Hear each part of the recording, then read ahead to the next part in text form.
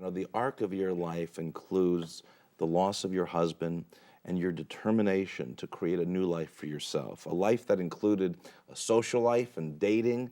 And we understand that you have some very interesting experiences as you moved ahead. An accomplished, beautiful woman in her 70s. You're starting anew, the dating experiences. Tell us all about that and what has been so phenomenal about that experience. First of all, it started from a terminal loneliness that I got when my husband died. I had a great love affair with my husband. We were together from the time we were teenagers. So I'd spent 57 years with the same man who I adored.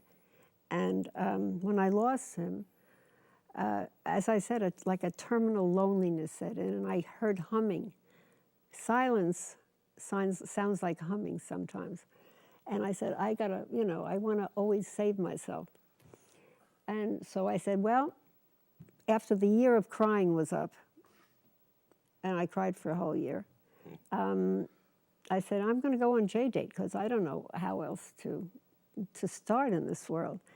Well, I had a couple of terrific dates that people fixed me up that were quite hysterical. I don't know how much time I have. Do you want me to describe those? Yeah, let's hear some of it. Well, I'll leave the first one out because that I'm going to leave in my book and you can read about it. But this one is a fabulous story that still is in my book too, but it was really funny. You know, I had to lie about my age by, how you are shocked that I'm this age. You cannot tell people that you're 70. Right. Well, I'm 70, going to be 78 now, but I was 75.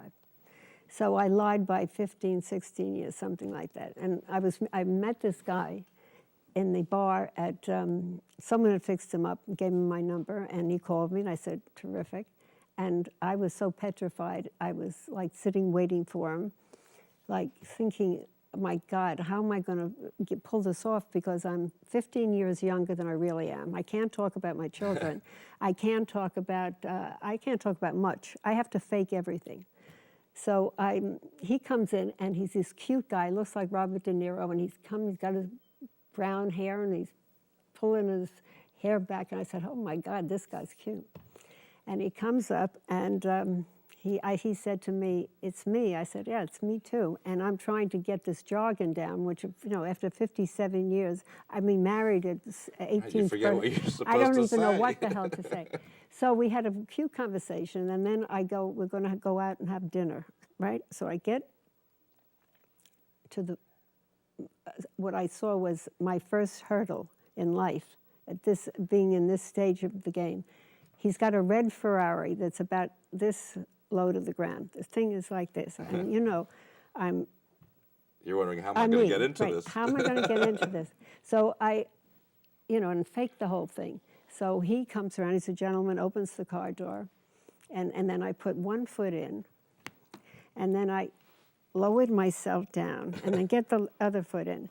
And then we go off to the restaurant, and I said, well, now I got to get out.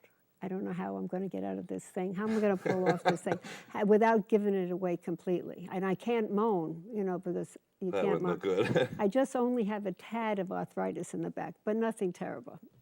So he opens the car door, and I get one leg out, and I said, uh-oh, I can't get up. So I grabbed the top of the roof, pulled myself up like this, sort of swiveled my tush to the left.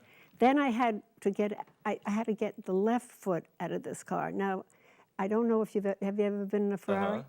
This was death and destruction to get the left foot. So I sort of flung it out. Then and I think I did moan a little bit, but I breathed by him, and I said, that was a test. Definitely, it must have been a test. And we had a terrific evening. And in my book— How old was he, by the way?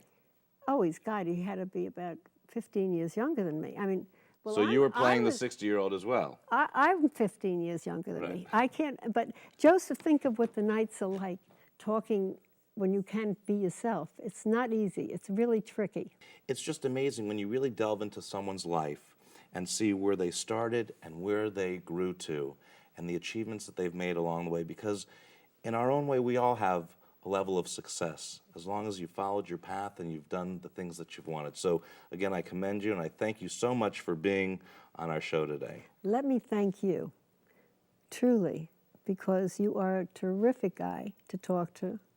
And you've been very gentle, very kind, and you're very talented. And I loved meeting you. Oh, well, thank you so much. I hope I see you again. We will.